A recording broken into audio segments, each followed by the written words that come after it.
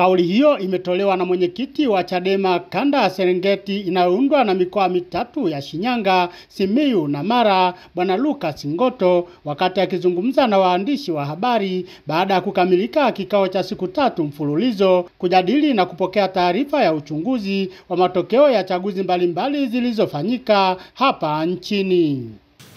Tundu Lissu kuwekwa gerezani itakuwa kwenye kanda yetu ni agenda ya pili ya kutaka Tundu Lissu aachiwe. Agenda ya kwanza kwenye kanda yetu ni no reform, no election. Na agenda ya pili itakuwa ni free Tundu Lissu.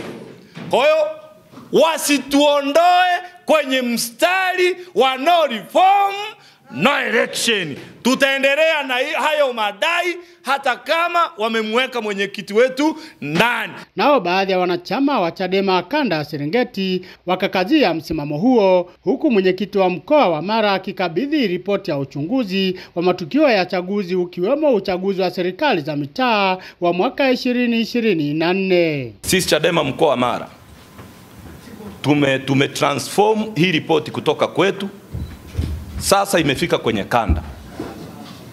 Ni ripoti ya taarifa ya matukio ya uhalifu na uvunjifu wa sheria na haki za binadamu iliyotokea 2019 tu mpaka 2024. Hatujaenda nyuma. Kwa hiyo hii ripoti tunaomba mwenyekiti uifikishe makao makuu.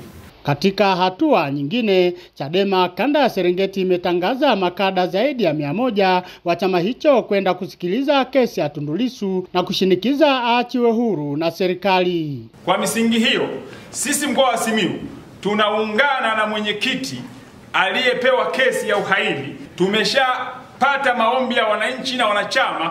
Tuna zaidi ya watu 105 mpaka sasa hivi. Tunatengeneza taratibu namna gani Simiyu inahamia Dar es Salaam kwenye kesi ya mwenyekiti.